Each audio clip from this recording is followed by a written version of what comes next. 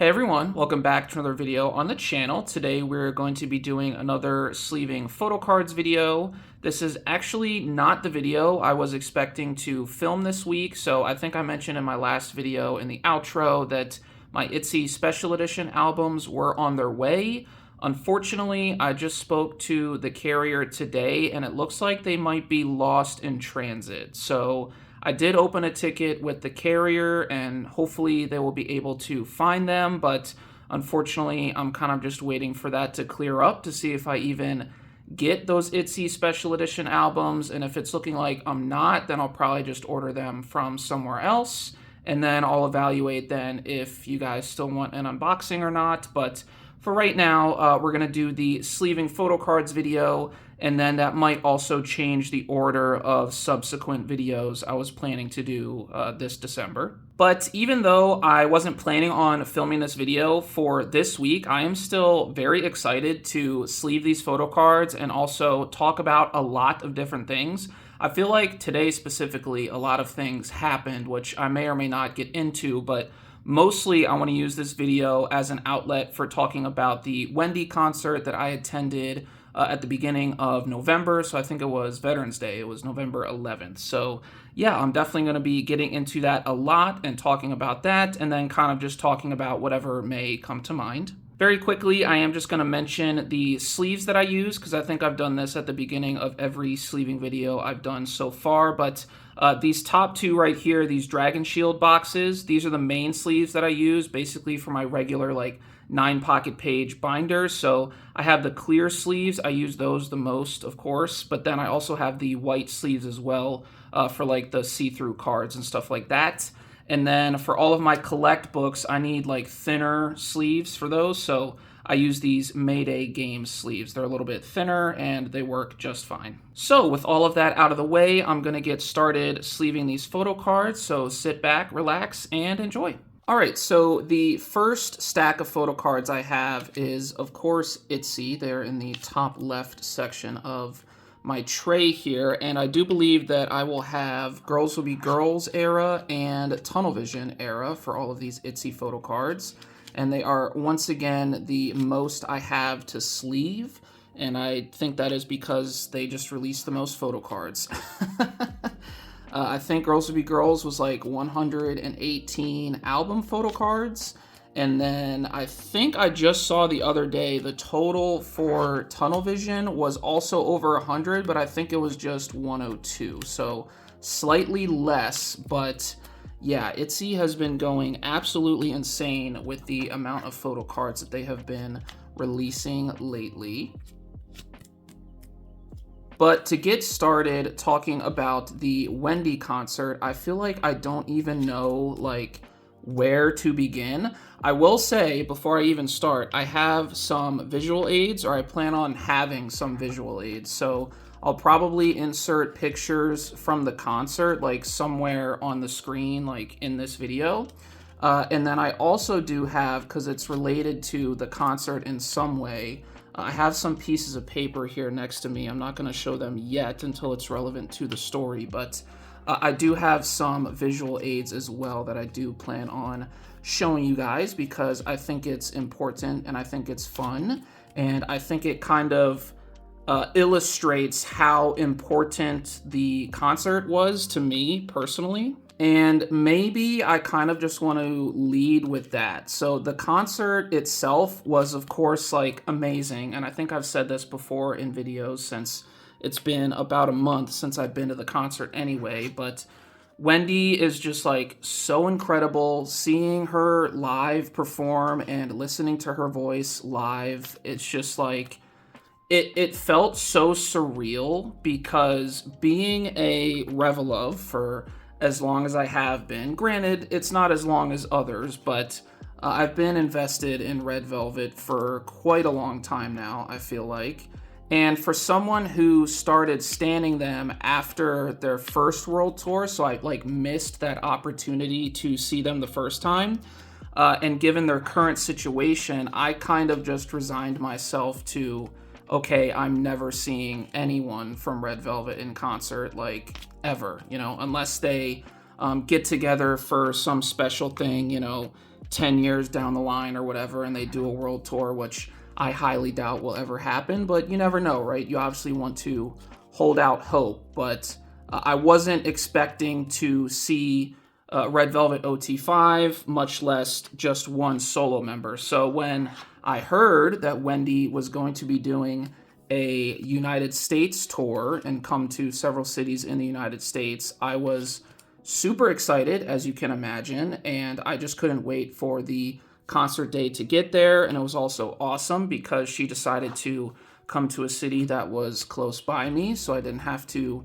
travel very far. So that definitely factored into my excitement, the fact that I didn't have to worry about like booking travel plans and stuff like that.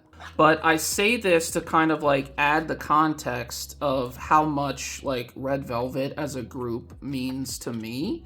And I think you guys know that. If you've been longtime viewers of this channel, you guys know, like, I love Red Velvet. I love their music. I love Irene, Solgi, Wendy, Joy, Yeri, like, all equally. I wish them nothing but the best. I think they're great people, and I love the music that they produce. So I'm definitely very attached to their music. So when I went to the concert, there was a lot of emotions, I'll say, that I was feeling, right? Because I was like, I never expected to see Red Velvet, really any member, and now here I am seeing Wendy, one of the members of Red Velvet, and she of course has an incredible voice, so being like in the venue live, hearing her sing was just absolutely just like breathtaking, insane, whatever like positive adjectives you want to think of and come up with, like that's exactly how I felt for like 2.5 hours that night, because it was such an incredible show. It honestly felt more like a fan con to me because it wasn't like a super rowdy crowd. I think the venue was maybe half to 3/4 full. I know it wasn't a sellout, but everyone that was there was very engaging, and I thought it was a very respectful crowd because no one ever like spoke or yelled out of turn. They only really spoke when Wendy asked us a question. So I thought that was really cool, and I thought that kind of just like added to like the good-natured vibe of the whole concert overall. And one thing I will also mention is that I felt so at home at a concert for the first time in, I guess, since I started going to concerts, because usually I go to concerts and I'm like one of the older people that are there, right? It's usually like, I don't know, teenagers or college age kids, right? And that's not me anymore, right? I'm older than that. So what I will say is that most of the concert goers that were there were older. So probably people in their like late 20s, early 30s, somewhere around there. So I felt very at home with everyone around me, and I also really liked that aspect. I went solo. I didn't go with any friends or anything like that. And, you know, I know there's a lot of debate, especially recently online with, you know, is it okay to go to concerts solo? And I'm definitely like one of those people like, yes, it's absolutely okay to go to a concert solo. You do not need to go with anybody to have fun. And if you spend your whole life waiting for others, you're never going to experience things that you want to experience. So that's why, you know, I went to my first concert solo. I think I've mentioned this before, but I saw ITZY solo in 2022 for their first world tour. So I traveled to Chicago solo, got a hotel room by myself, you know, took a flight by myself. Not that I'm saying like that's a big deal or whatever, but I'm saying like, you know, I traveled halfway across the country to see one of my favorite groups at the time, and still one of my favorite groups. And I did all of that without anybody else, and I was totally fine. Like, it was cool. And I had a great time. Everyone at the concert was nice. Everyone in my row was very engaging and super nice. And, you know, it's really not a big deal if you want to go to concerts solo, is kind of what I'm trying to say. I just realized that there was a sleeve sitting here on the ground for I don't even know how long, and you guys were probably like screaming and yelling at me like through the screen like, oh my gosh, pick up that sleeve, it's really bugging me.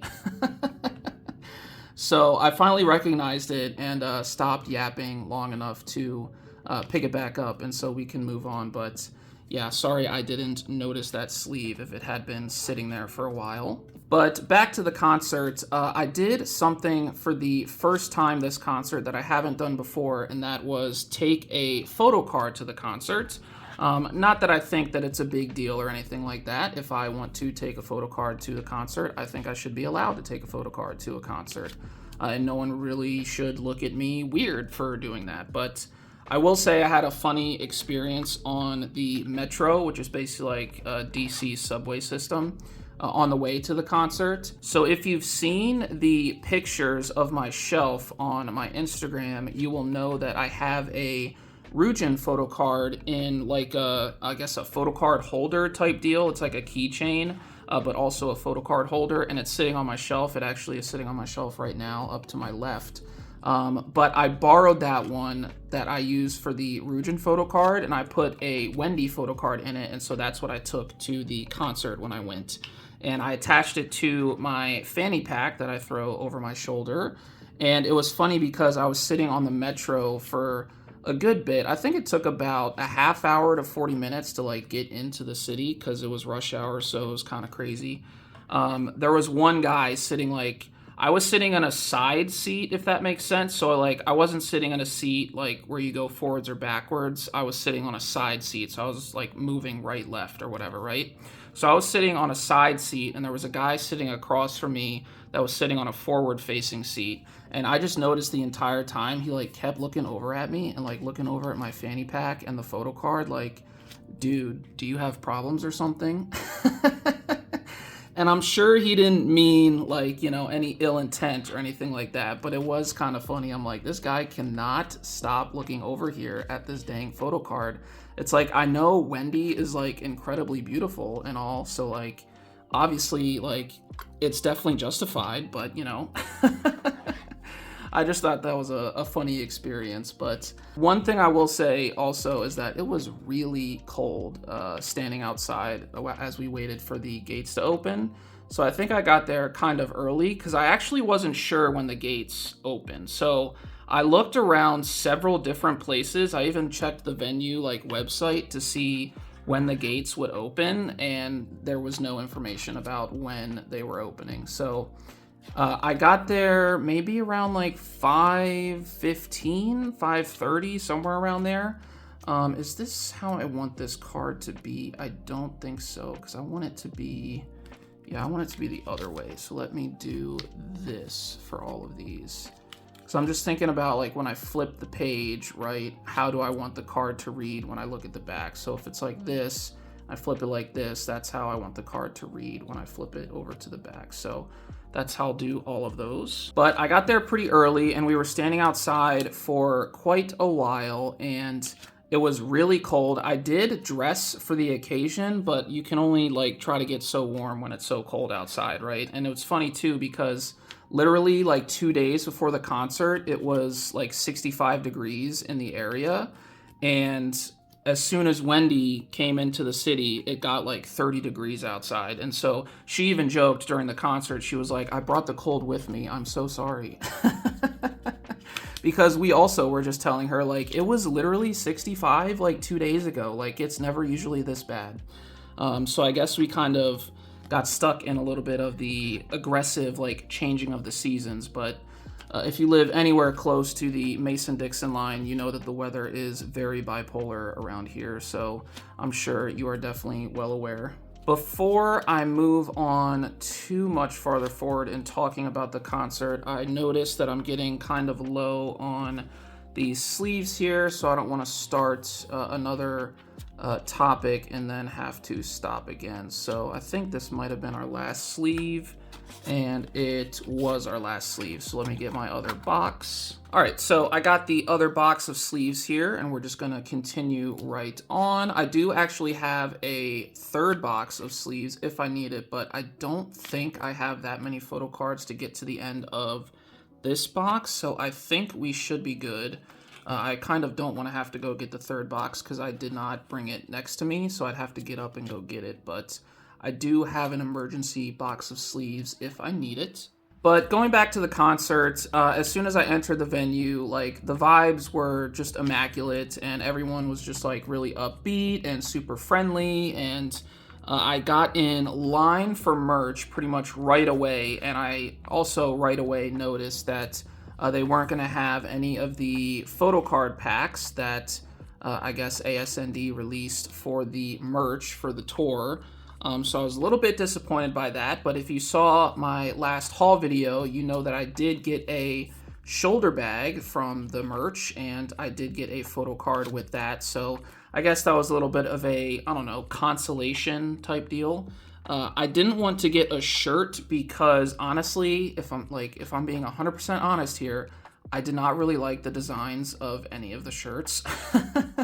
They just felt a little bit, I don't know, lazy to me. I know that's not like Wendy's fault or anything like that, right? But I feel like concert shirts, for the most part these days, really just like from any company, for any group, they're a little bit lazy because everyone just goes for like minimalistic designs because that's like what the culture is now, right? You don't want any like, crazy art or designs or anything like that, right? It's just all about minimalism, minimalism, minimalism. And so that's what basically Wendy's tour shirts were like. So I was like, I don't want to get a shirt, and the hoodies were also kind of the same. Plus, I don't think any of the hoodies would have fit me because I do believe they were out of the size that I would have gotten. So yeah, I just decided not to go for any clothing, and I went for the shoulder bag. And like I said, the perk for that was you got a photo card with it. So I was very happy with that, at least. And once again, I'm going to press the pause button for a second here because I am basically done with all of my ITZY cards. So I have this last Chaeryeong Polaroid to sleeve, and then we are good to go. All right, so I rearranged the aespa cards a little bit just so I could easily more recognize when I would have to switch over to the Mayday game sleeves, because to a certain point in this stack, I will have to be switching over to those. So just wanted to quickly reorganize that, but we are jumping into aespa here, and I will have, I believe, a whole bunch of Dirty Work and Rich Man photo cards to sleeve, as well as all of the trading cards that I got and some merch cards from the Sync Axis line tour merch that I picked up recently. But to shift gears back to the concert, I do want to mention that part of me liking the concert experience so much was also probably because my seats were so close. So I don't know if you follow me on Instagram or whatever, and I did also post a whole bunch of photos and videos on my Twitter. So if you are at all curious, definitely go ahead and check them out. Like I said, I will also post some pictures at some points throughout this video when I find it relevant to me talking, but I actually managed to get 7th row for this concert, which I think is the closest I've ever been in any concert ever, and it's also probably the closest I will be at a concert like ever. Like, I don't think I'm ever going to get seats as good as I got for this concert. Obviously, we can definitely try to test that theory, and if Red Velvet OT5 were to ever tour, like, maybe I can get closer than that, maybe like 5th row or something like that. But yeah, it's kind of like having a seat that close, it definitely makes you more engaged. It makes you, I don't know how else to describe it. Like, just the feeling of being that close was just crazy to me. I don't really know how to describe it. As someone who has sat in like far away seats, not like super far away, but just like never really pressed to get anything up close or front row or pit or anything like that. I've never been that type of person to like seek out those seats. So when I ended up scoring this seat in the 7th row, I was like, I can't believe, one, that I got that, and two, like, it honestly, to me, it wasn't that expensive. Like, expense is like relative, especially in this day and age, because let's be real, the economy is in shambles, y'all. But honestly, for like 7th row seats, I felt like it was an appropriate price to pay. And for someone like me, who, like I said, feels very attached to Red Velvet and just loves all of the music that they've put out, I feel like it was very justified, spending that amount of money to get a 7th row seat. And I'm not saying this to brag or anything like that. I'm not being like, haha, I got a 7th row seat. Like, what do you guys have? That is not the reason I'm explaining this. I'm basically just explaining this for added context for why I enjoyed the concert so much. So, having a seat that close, it made the sound really good. I could definitely hear her voice probably a lot better than if I was seated far away, because I'm obviously relying on the sound system if I was pretty far away. But when you're that close, you can actually you'll hear her through the sound system, but it just feels like you're hearing her voice better. I don't really know how else to describe it. Like I said, it's kind of just, it's not weird being that close, but just being that close was a whole new experience for me, and an experience that, I don't know, was just very novel. So yeah, that's kind of how I feel about that. But once I got seated, the concert took a little bit to start, and I did mention this in a previous video, but before the concert, there was music playing throughout the entire theater, and it was actually Wendy's liked songs playlist on Spotify. So you weren't hearing any Wendy songs, you were hearing all of the songs that Wendy herself likes and listens to, I guess, on Spotify. So I thought that was a nice little thing that Wendy decided to do for all of her fans, kind of letting you, I guess, get a peek behind the curtain in terms of like what she normally listens to. So I thought that was pretty cool. And then the time came for the concert to start, and she started with Fireproof, and that was a very good song that she did to start. I thought it was a really good choice for a beginning song to a set list as well, because it got the song like very high energy pretty quick. And, she hits a lot of high notes in Fireproof, and I mean, she hits a lot of high notes like in basically all of her songs, right? But I think it was just a really good song to kick off with, and it got everybody engaged and hyped up really quick. And that first set, actually, of like 4 or 5 songs that she did, those were more upbeat songs. So I think one thing that I want to mention is the way they organized the set list for her particular concert. I don't know how much of a hand she had in it, but I'm assuming she had a decent hand in like determining the order of the songs and like what songs to choose. I thought the order was really good, because the songs at the very beginning were kind of upbeat. They were kind of just more like lighthearted songs that she would sing. And then the middle part of the concert, it was definitely a slower, more like moody, definitely more like heavy emotion, type songs that she sang. And then of course, like for the encore, she did a lot of high energy songs as well. Well, maybe not a lot. I think she sang Best Friend, which is not very high energy, but she also did Existential Crisis to like end the concert. And I thought that was a great choice for the last song, because that song goes really, really hard at a concert. And she does a lot of ad-libs for the song too, which she mentioned she really likes the most about that song. And she wanted everyone else to sing along to it, and of course everyone did, and so that's what made it really, really fun as well. But the main part of the concert that I kind of want to touch on is that middle section of the concert that I mentioned, where it was like the slower, more like ballad type songs, more emotional type songs.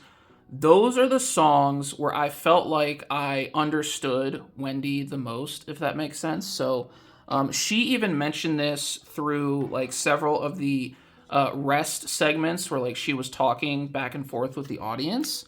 She basically said like, this concert is me, putting my emotions out there through music and trying to paint a picture for you guys, or tell you guys a story, or make you guys, feel similar to a way that I felt, when I sing this song, or something like that, right?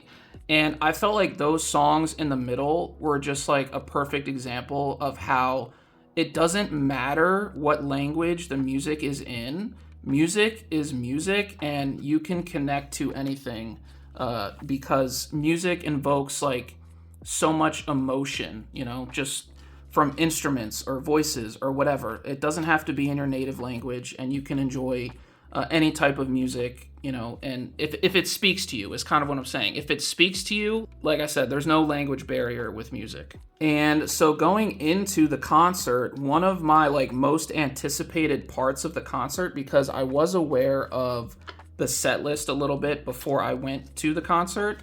One of my most anticipated parts of the concert was the back-to-back songs of Believe and When This Rain Stops. And I have to say, those two songs absolutely did not disappoint. Wendy absolutely killed it singing both of those songs.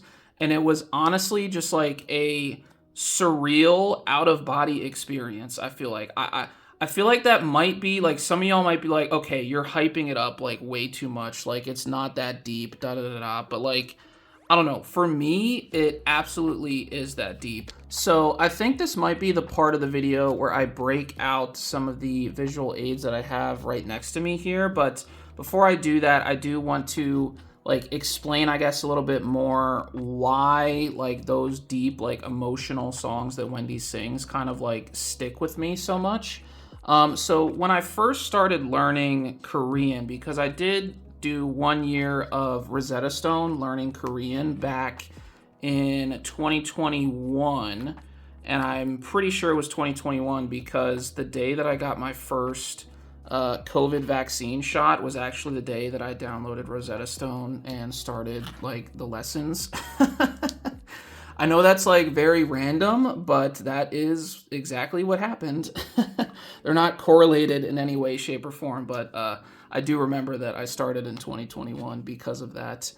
Anyway, I did that for about a year, and so I went into it completely blind. I didn't know, like, what the Korean alphabet was in terms of, like, recognizing the characters or, like, the sounds that they made, right? But I learned that, you know, Korean is a phonetic language, so as long as you can recognize the characters or the Korean letters and you know how to pronounce them, in general, you can, like, sound things out and you're good, right? You can read it. And I still, you know, go by that today, right? You know, I read some things in Korean and I try to just sound it out. And listen, do I 100% know all the time, like, directly translated what it all means? No, but I can at least read it and recognize it and, like, know the sounds, right? So I went into learning Korean kind of blind, and I couldn't even really do most of the Rosetta Stone lessons until I actually learned the alphabet and knew what everything sounded like, what all the sounds, letters made, and stuff like that. Because Rosetta Stone doesn't really go through that. They kind of just, like, go into it, you know, without even giving you any sort of that extra context that me personally, I feel like I needed. They kind of just go straight into, like, vocab or, like, conversational Korean. And I'm not sure if that's just the way they do things. Because I know there's other, obviously, like, language learning sites or whatever that you can use. But that's what I went with. And so before I even started those lessons, I decided to do that. And so as time passed on, I started to get better at, you know, reading Korean and speaking Korean. And as, like, a little extra thing to do, I decided to pick, like, a couple songs to basically write out, like, on a sheet of paper and do the Hangul, like, write out the Hangul, write out the Romanized, and then write out the English translation for these songs, right?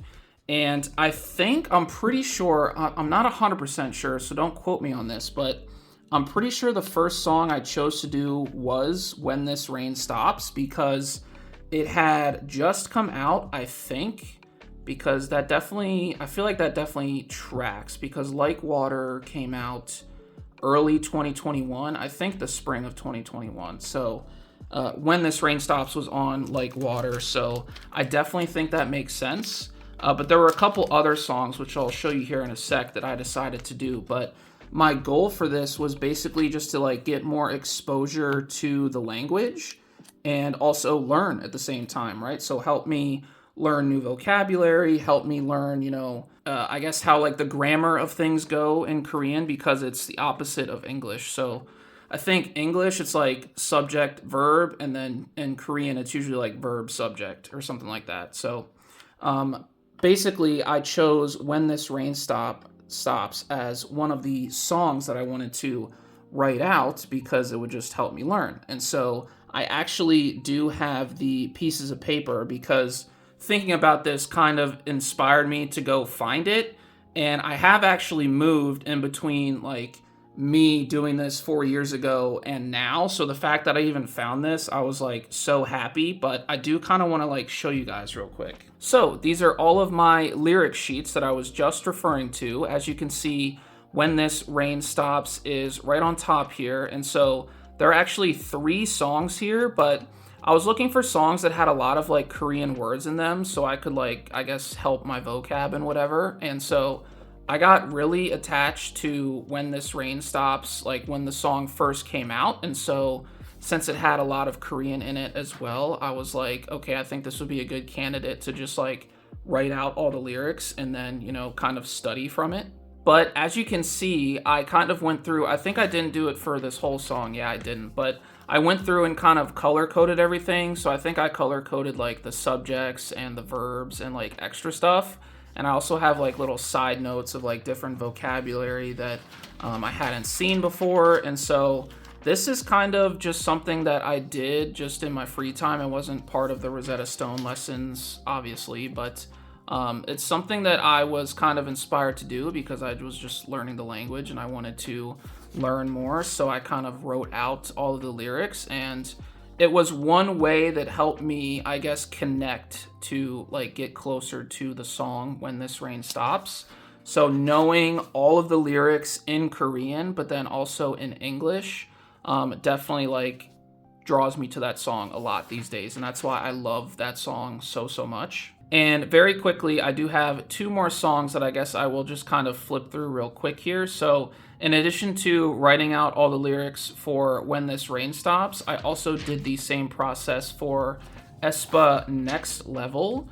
So these are all of the lyrics I wrote out, and you can see all of my notes and color coding and stuff like that. This was a very long song to write out, it looks like. And then we get to the last song, and the title is not at the top, but this is actually Senorita by i-dle, or they were i-dle at the time, but now they're obviously going by i-dle. But I also color-coded and wrote out all of these lyrics as well. So it looks like this song was a lot shorter to write out than the others. And again, I'm not really showing this for like any particular reason other than to kind of just illustrate to you guys like how much When This Rain Stops means to me, because I obviously know all of the lyrics in English, but I also know all the lyrics in Korean, and I'm honestly like kind of proud of that. I'm not trying to like gloat or anything like that, but the song means a lot to me, and so to hear that live was just like very breathtaking. And then, of course, like hearing all of the other songs that I like from Wendy was just like also really amazing. So as we conclude the little show and tell portion of the video, I'm going to get back into sleeving photo cards. I hope you guys like didn't mind that section of the video, but one, I thought it was just cool to like go back and first of all find like those papers, and I did also find a lot of like my notes from when I was like first starting to learn Korean, so I thought that was pretty cool. But like I said, I also wanted to provide like the extra context of like why this concert like meant so much to me, and why I don't think, unless Red Velvet do an OT5 concert, I will ever be to a concert that I like more. Like, it is a very high bar now that I've been to that Wendy concert. From a Revelove who never thought that they would ever see Red Velvet at all, who actually got to see at least 1/5 of Red Velvet. Yeah, that's kind of like what that concert meant to me. So I think that's pretty much all I have to say about the concert. I feel like I've yapped about it a lot. I can see this recording is up to 45 minutes already, so I'm sure you guys probably are like, can you please move on from the Wendy concert already? Like, oh my gosh.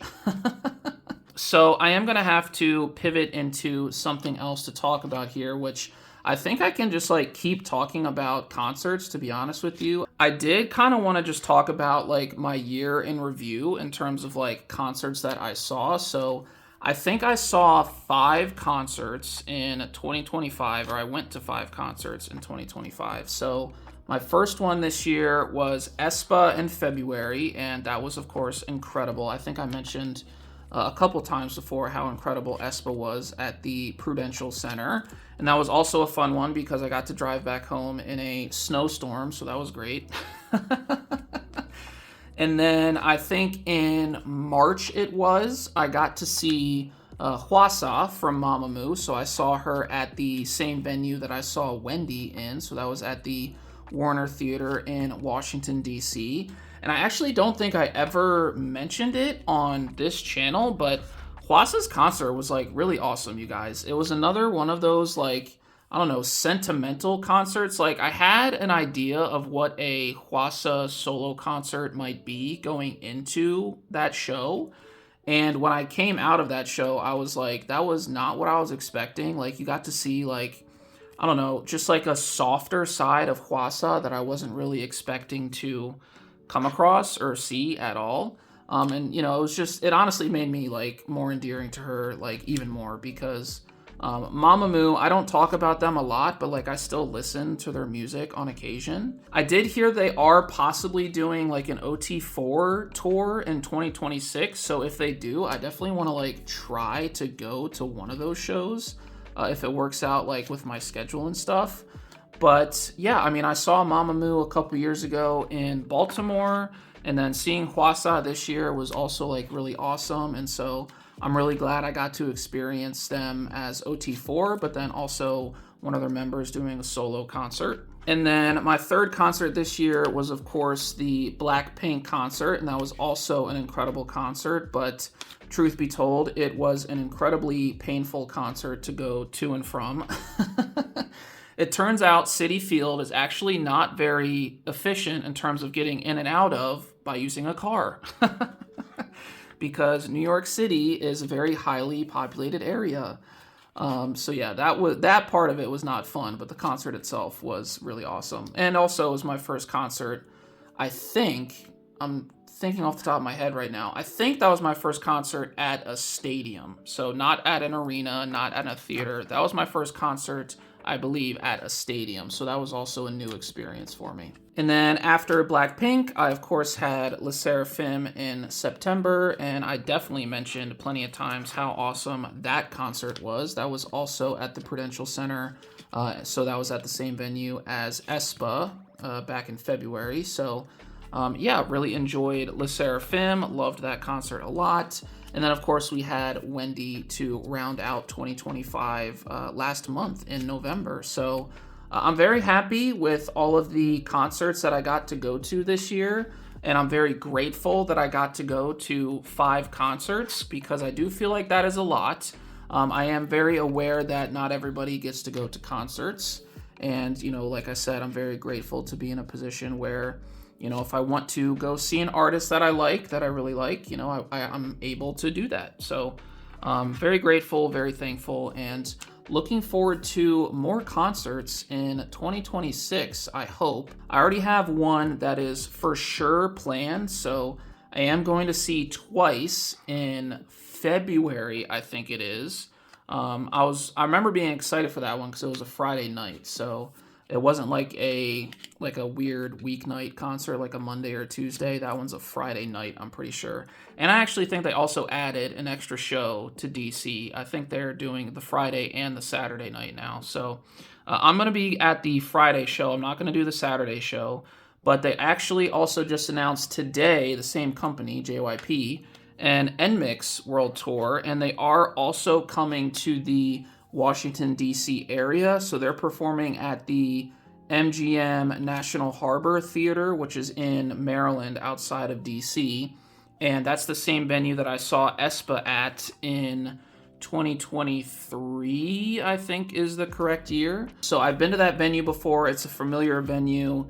And I think I'm going to try to score tickets to that because lately I've been listening to a lot more of NMIXX's music. I know I don't collect any of their photo cards, but I've been really enjoying their music lately. So I definitely think because they're coming to a local venue too, like I want to try to go see them live because I think that would be a really fun time. And then on top of that, we also know that ITZY is confirmed to be doing a world tour in 2026 as well. They haven't released any like North American dates or announced any North American dates, I should say. But it's definitely like anticipated that they will be coming to North America once again. And then i-dle also just announced the other day another world tour. They only announced the Asia dates for the first leg. So once again, no North American dates from them yet, but we can definitely expect that in the very near future. So those are two more groups that I definitely would be interested in seeing. And then on top of all of that, aespa is already in progress with their third world tour, I believe. So they're doing, I think, a whole bunch of Asia dates maybe right now, and it's expected that they're also going to do North America in 2026 again. So that would kind of be crazy seeing aespa in back-to-back years. I'm kind of already shocked that they're doing yet another world tour already. So hopefully I'll be able to catch them as well in 2026. But yeah, it's just looking like another huge year for concerts in 2026. Like, I feel like this year was a lot, like anybody who was anybody decided to have a concert in America this year. And that's also kind of why like a lot of concerts got canceled, because it's like, okay, the market is so saturated, like people don't have money to like go to all of these concerts, right? Because a lot of people in America are obviously multi-stands, right? They don't stand just one group, if that makes sense. And at least early on, it's looking like 2026 is going to be a similar situation where we have a whole bunch of groups touring here at the same time. But I'm holding out hope that maybe they can space out a little bit better than they did this year. So fingers crossed that we get that. And while we're on the topic, definitely let me know in the comment section if you guys plan on going to any concerts in 2026 as well. I don't know if there's any groups still actively touring right now, like in December. So if you guys still have concerts that you plan on going to in December, let me know in the comments as well. But if you have any plans to go to concerts in 2026, or you have any like wishes of who you may or may not want to see in 2026, let me know in the comments below, because as I mentioned, it looks like it's already going to be a very busy year for K-pop groups in America. We have worked our way down to the last red velvet card in this red velvet stack here. So you may have noticed I did sleeve this Silgi separately in the smaller sleeve. That is because this photo card I'm going to be putting in my regular like 9 pocket page binder in the Tilt era. And then that other photo card, which is also a Music Plant pre-order benefit, I'm going to be putting that in my Silgi Collect book. So that's why I decided to sleeve this in the Mayday sleeve. As we move on, there have been a couple times that I have like paused the recording and may or may not have forgotten to unpause. So I'm hoping that there are points in this video where like I didn't completely mess it up and we didn't miss like a whole section of stuff. But I just did it again, and I was like, man, I gotta stop doing that, and I gotta make sure I'm recording before I start like getting carried away, like sleeving and yapping again. So yeah, we're definitely recording now. I see the red light on my phone, but we only have a few photo cards left to go. So we obviously have these SSERAFIM photo cards, and then that last stack there in the bottom right of my tray, those are all duplicates actually. So I already have all of the photo cards that are in that stack. So we have an Unche here, very, very nice. And we actually have a couple more Unche photo cards, I do believe.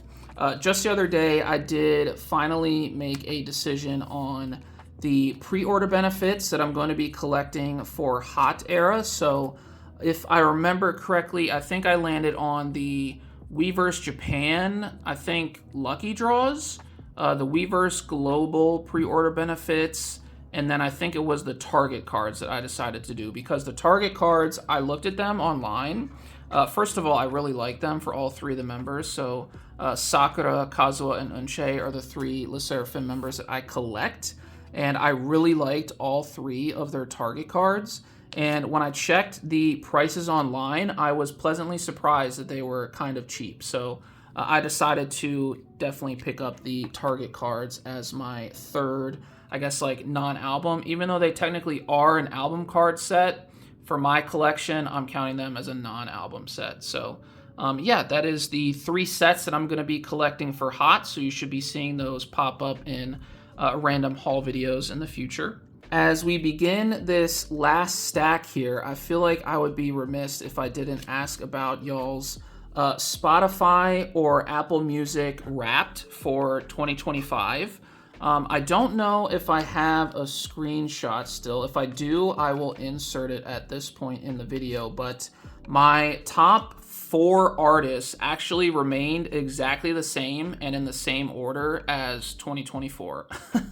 Which is so funny because as it got closer and closer to Spotify Wrapped like being released, I kept thinking like, I kind of have an idea of what the groups may be in terms of like my top 5, but I have no idea what the order is going to be this year because I feel like I didn't have a clear cut like out and out number 1 because I feel like I spread my listening habits across like several groups this year, all of like my favorite groups. So ITZY, aespa, Red Velvet, and i-dle, right? So I listened to those 4 groups mainly. And so my top 5 was actually i-dle, Red Velvet, ITZY, and aespa in that order. And so that was my top 4. That was the exact same as 2024. And my 5th top group, I guess, this year was SSERAFIM. So I think she got in there because back in February when Accidentally on Purpose released, I was listening to that album so much. Like, it was just, the full album was on repeat most of the time. So that's why I think SSERAFIM got into my top 5 this year.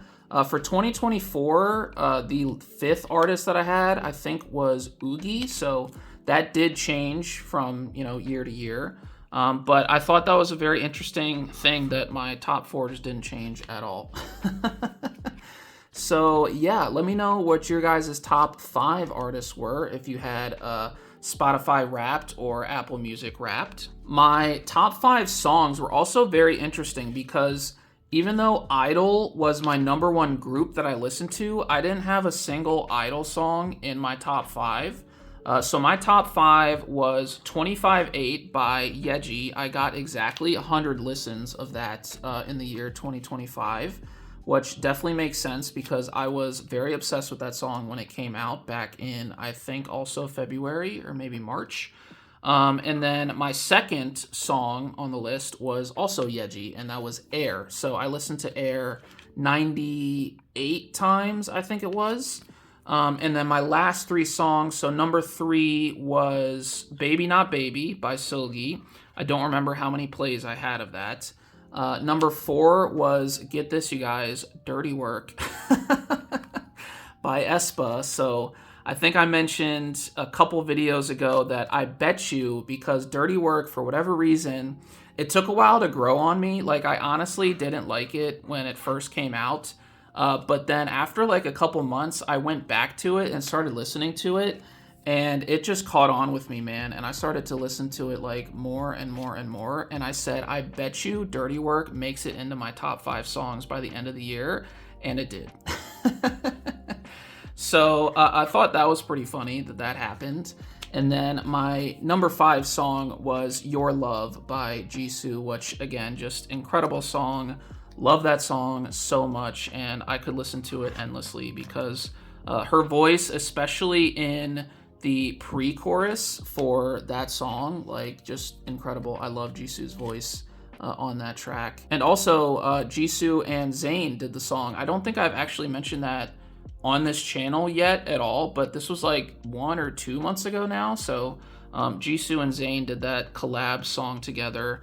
And I've been listening to that a lot lately as well. So really enjoy that song. I'm hoping maybe Blackpink can eventually do like an OT4 comeback. Is that like in the works for 2026? I'm not really sure, but every time I hear like they might be having a comeback, I also hear like it's delayed. So I don't even know, man. Like, YG like can't figure stuff out. It's just kind of like a way of life now, I guess. But we have reached the end of this sleeving photo cards video. So I have sleeved all of my photo cards. I have yapped quite a bit. I hope you guys enjoyed this video. Let me go ahead and just pause, gather myself, and then I'm going to go ahead and outro. All right, so that is all I got for this sleeving photo cards video today. Thank you guys so much for staying to this point in the video. If you did, as I mentioned earlier, I am just like hoping and keeping my fingers crossed that I didn't accidentally omit anything from this video because of me pausing the recording several times and sometimes forgetting to unpause to like start recording again. So I won't find out until I obviously like upload this footage to my computer and start editing, but we're keeping our fingers crossed that I didn't accidentally like not record something. My next couple videos on the channel will definitely differ from what I thought they would be when I did my outro in my last video. So because my ITZY albums are stuck in transit currently and I kind of just have to wait and see what's going to happen with that situation, I'm probably now going to have to push up the storing photo cards video and then also my shelf tour. I'm not 100% sure which video I'll be doing next week, but you definitely will see at least one of those two videos next week. And I was also thinking, like, if I don't hear anything from, I guess, the carrier about my ITZY albums or if they're actually lost, I was also thinking maybe, like, hitting up a K-pop store that I just heard opened up nearby me. So maybe I can, like, swing by and see if they have any ITZY special editions, and maybe that will help me, like, do the unboxing a little bit sooner. So I might end up doing that, but I'll have to see. I'll have to play it by ear because I kind of want to see what happens with this package and see if they actually find it. But with all that said, I'm going to wrap this video up and get out of here. So thank you guys once again for watching to this point in the video. If you did, I hope you have an awesome day or night whenever you watch this, and I will catch you guys in the next video. Have a good one. Bye.